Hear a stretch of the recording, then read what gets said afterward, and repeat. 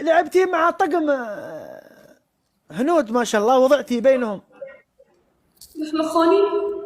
ورب المصحف وش حكموا عليك؟ ما حكموا علي، قالوا لي افلحي، قالوا ما عندك مستوى. قال عن جمالك ومدري ايش ولا عندك مستوى، حتى سكور ما عندك. ها. وش دخله يتكلم في الجمال ابو الفساء؟ تخيل.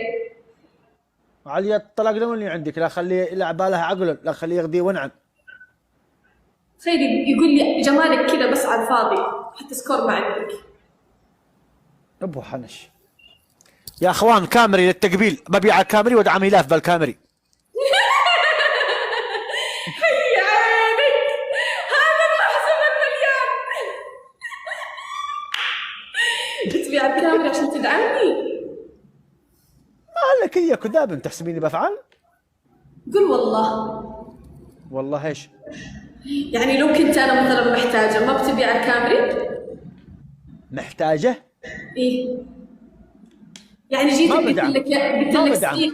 اسمع، لو جيتك وقلت لك سعيد انا في وجهك. والله شوفي، ان كان حاجتك عندي فاعتبريها مقضيه، وان كانها ما هي عندي، لقمتي اللي انا اكلها انا وامي نقتسمها معك، لين الله يفرجها علينا وعليك.